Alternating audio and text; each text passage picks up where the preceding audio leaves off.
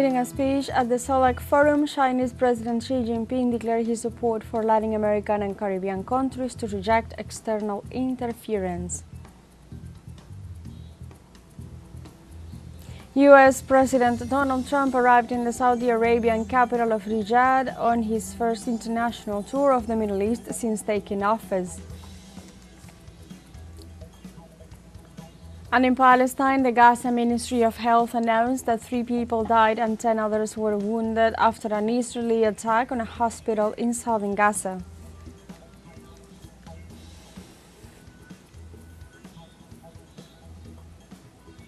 Hello and welcome to From the South. I'm Alejandra Garcia from teleSUR Studios in Havana, Cuba. We begin with the news.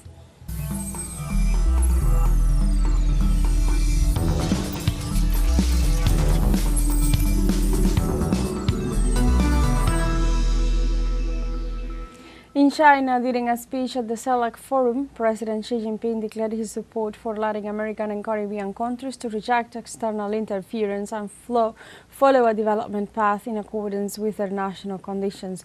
During his inaugural speech at the 4th edition of the China SELEC Ministerial Forum, the Chinese president said that the countries of the region stand united against geopolitical tensions, confrontations, unilateralism and protectionism.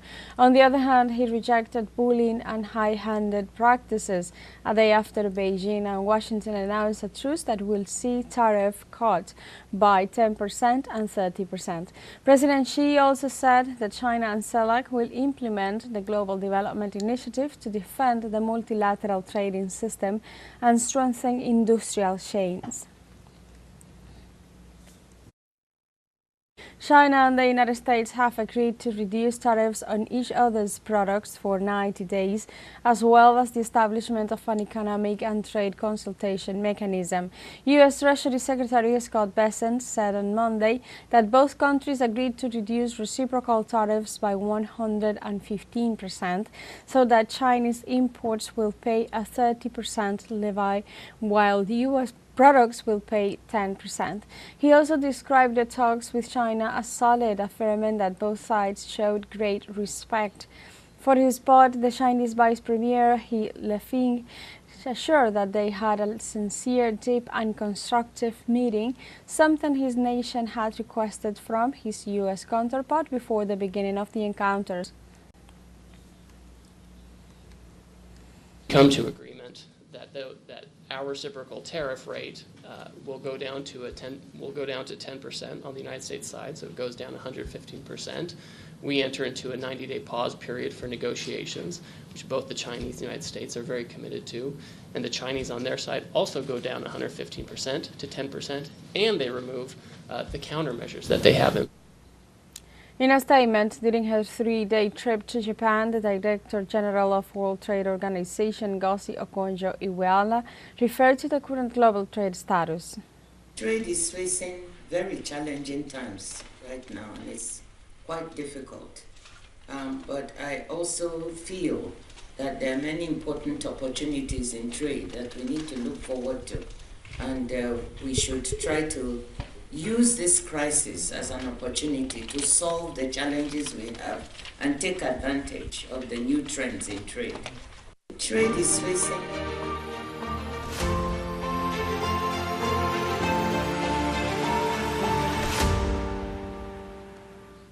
In Russia, at least 6 civilians were killed and 17 others were wounded after attacks by the Ukrainian army in the middle of the 72-hour truce declared by Moscow. The special envoy of the Russian Foreign Ministry for the crimes of the Kiev regime, Rodion Miroshinsky, and denounced that the attacks caused damage to residential buildings, medical transport, civilian vehicles and business premises. Miroshnik added that these aggressions made with heavy weapons were registered in the border province of Kursk. On the other hand, in the locality of Svanoe, a man was killed by a rocket launcher attack, while in Glushakovo, a woman was killed by an aviation bomb.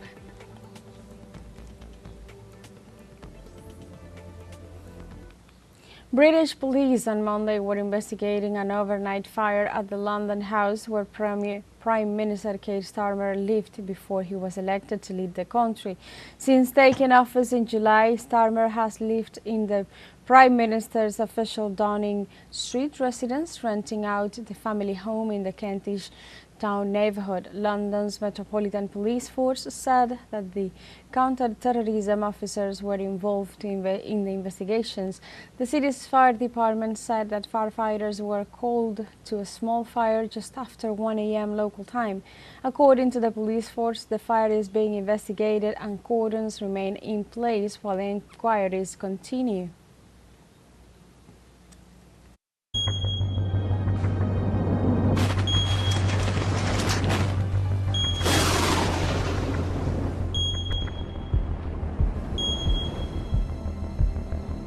A volcano in the central Philippines erupted, sending a massive grey plume of ash up to about 3 kilometers into the sky and launching ballistic projectiles. Canlaon volcano has had several eruptions in the past century, the most recent of which happened last month. A level 3 alert put in place during an eruption in December remained unchanged Tuesday, as officials highlighted an existing 6-kilometer evacuation radius. The Philippines is on the seismically active region of the Pacific, known as the Ring of Fire, where more than half of the world's volcanoes are located. The most powerful volcanic explosion in the Philippines in recent years was in 1991 eruption of Pinatubo, about 100 kilometers from Manila, which killed more than 800 people. And now we have a short break coming up, but first remember you can join us on TikTok at teleSUR English, where you'll find news in different formats, news updates and more. We'll be right back, stay with us.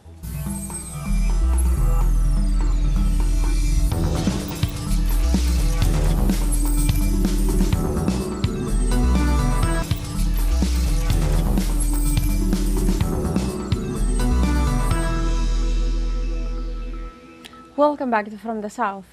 U.S. President Donald Trump arrived in the Saudi Arabian capital of Riyadh on Tuesday on his first international tour of the Middle East since taking office. The tour will last 4 days and will also take him to Qatar and the United Arab Emirates. During his stay in the Arab Kingdom, U.S. President Trump is scheduled to inaugurate a U.S.-Saudi investment forum and will be received by the highest authorities of the Saudi royal family. President Trump's visit to Saudi Arabia will focus on investment and trade deals, but it comes at a critical time for the region, with Washington's attempts to renew the nuclear talk with Iran.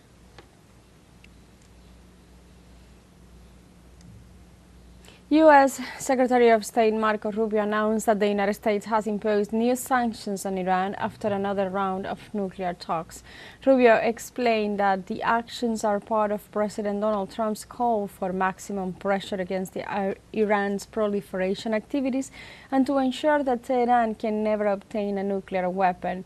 The new sanctions were imposed a day after the fourth round of indirect talks on Tehran's nuclear program were held in Oman. For his part, Iranian President Masoud Pezeshkian said that the negotiations are a sign of commitment to peace and the search for an agreement, but made it clear that Tehran is not willing to abandon its nuclear facilities as demanded by the counterpart.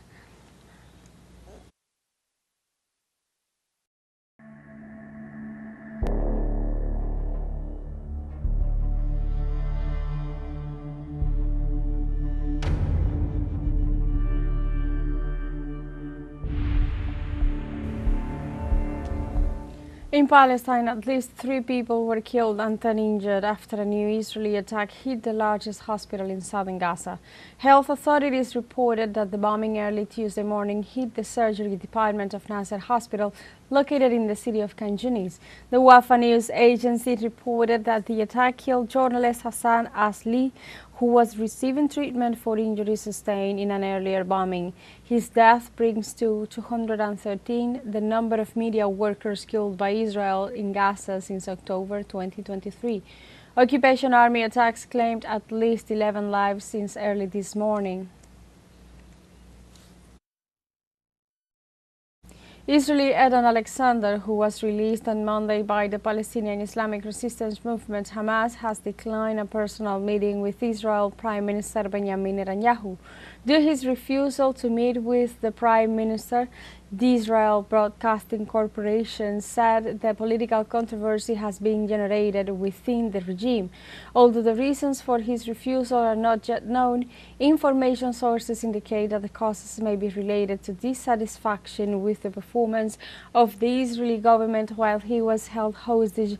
It should be noted that Alexander is the first person to be released since the 8-week ceasefire with Hamas, when violent attacks on the Gaza Strip took lives of thousands of people.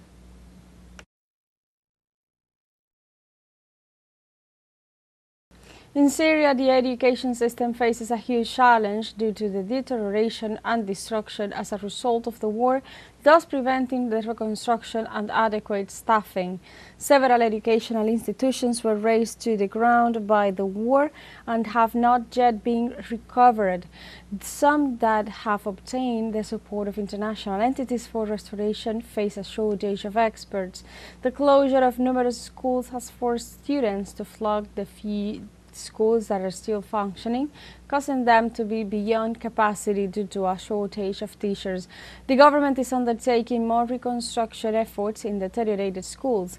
The United Nations Children's Fund reports that over 7.5 million children in Syria need humanitarian assistance.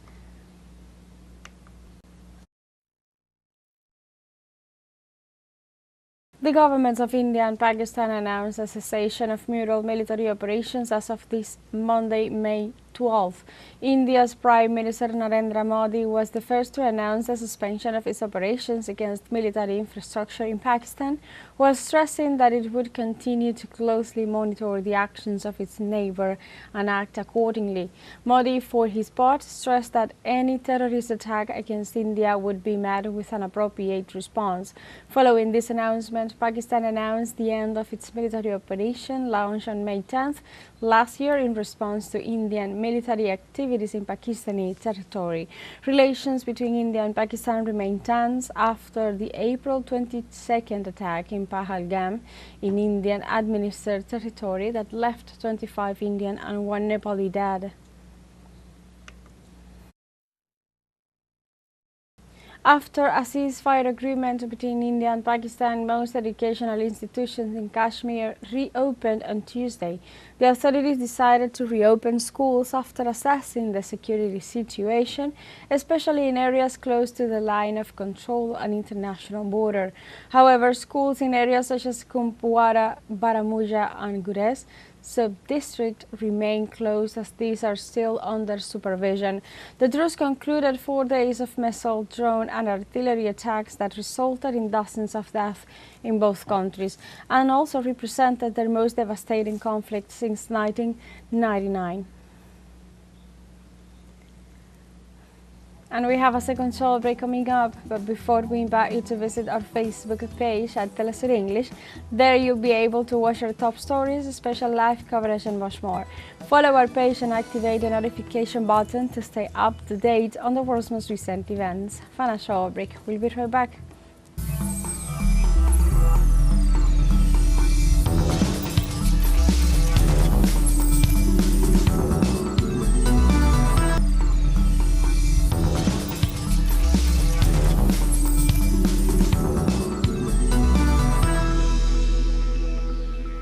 Welcome back to From the South. The government of Colombia has received intelligence reports about a possible attempt on President Gustavo Petro's life. According to the Minister of the Interior, Armando Benedetti, intelligence information has been coming in, especially in the last week, about an attack. Benedetti also explained that there are some people who have been meeting and would like to strike a blow against the president. Last week, President Petro accused U.S. Congressman Mario Diaz-Balart of coordinating meetings with politicians in Colombia with the purpose of overthrowing him through maneuvers in Congress. Similarly, he took aim at Álvaro Leiva, who was his foreign minister between 2022 and 2024, and with whom he now has a dispute.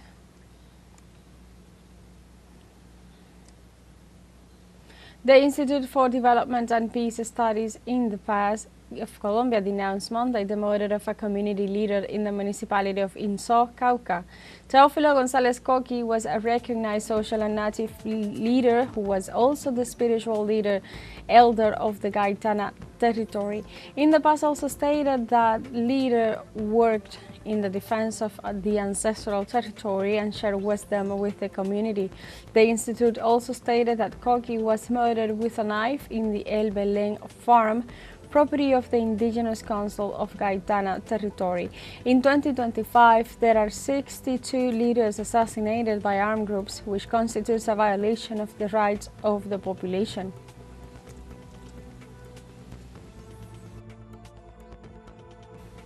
A Brazilian defense website denounced U.S. President Donald Trump's new expansionist threat to obtain the usufruct of a strategic portion of Brazil, the island of Fernando de Noronha.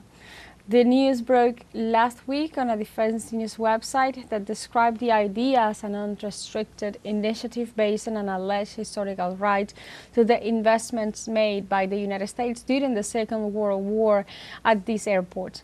In this way, the United States continues with its more explicit or veiled strategy of externalizing which sovereign territories it wants to appropriate. So far this year, President Trump has also shown interest in the territories of Canada, Greenland and the Panama Canal.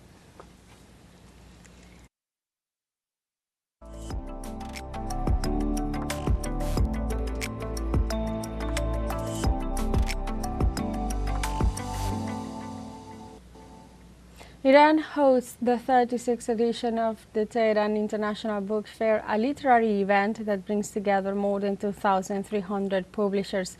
This year's fair, held under the slogan "Let's Read for Iran," highlights the importance of reading and features Iraq as guest of honor. Those attending the event can explore a wide range of works covering genres such as short stories, poetry, history, science, technology, and sports. In a dynamic environment full of stalls, cultural activities, and the opportunity to interact with authors and publishers. The fair will be held until May 17th in the Great Mosque of the Iranian capital, which has established itself as an important meeting point for cultural and literary exchange at a global level.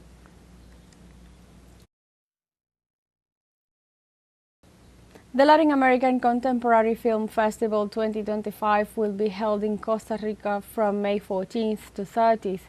This is a free event developed jointly by the embassies of Cuba, Chile, Argentina, Honduras, Bolivia, Panama, Nicaragua, Peru, Brazil and Colombia in the Central American nation, with the objective of recovering spaces for cultural diffusion in the region through the seventh art. Among the productions that will be present at the festival are a place called Dignity from Chile, the feature film Queens from Peru, and The Owner of the Story from Brazil. In addition to the screenings, there will also be spaces for talks, discussions, exhibitions of handicraft and typical food from some of the countries attending the event.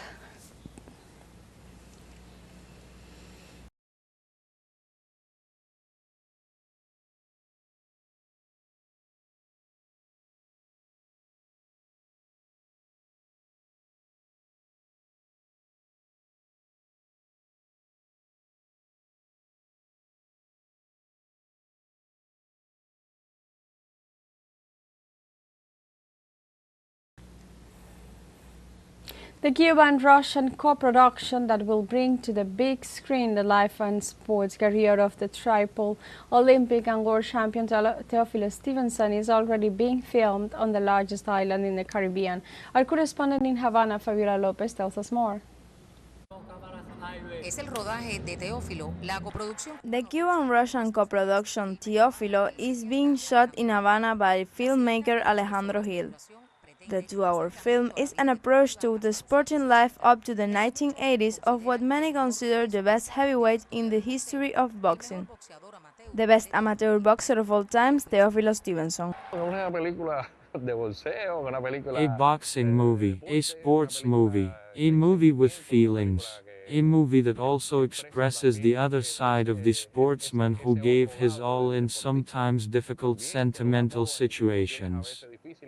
who had problems, situations that unbalanced him, fragilities, and how he had to impose himself before facing those difficulties and the preparation, dedication, faith, and passion in what he was doing.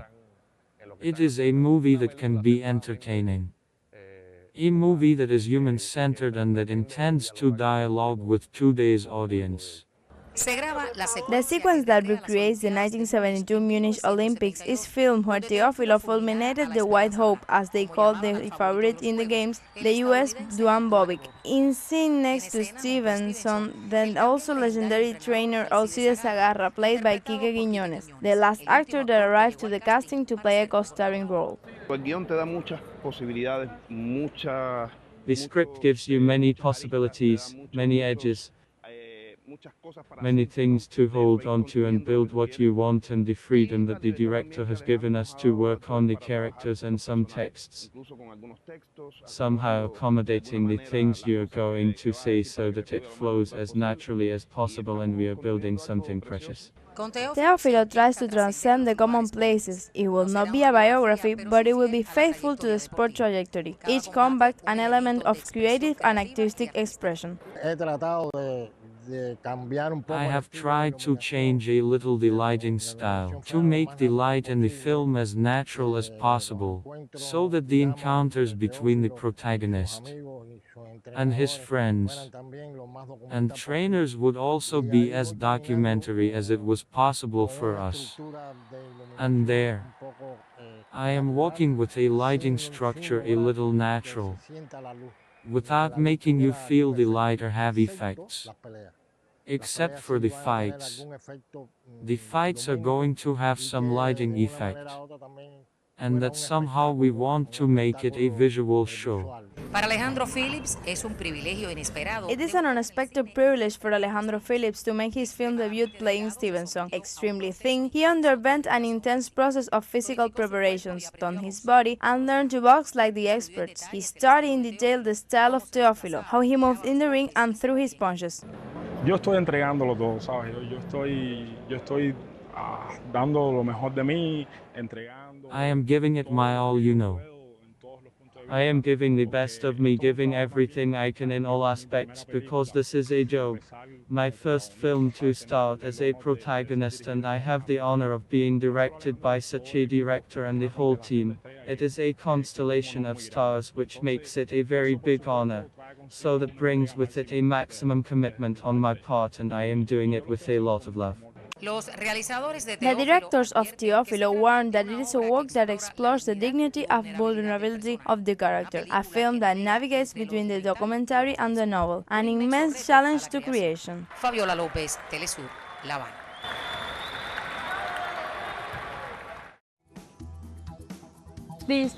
We have come to the end of this news brief, but you can find these and many other stories on our website at telesurenglish.net and join us on social media. We are on Facebook, X, Instagram, Telegram, and TikTok as well.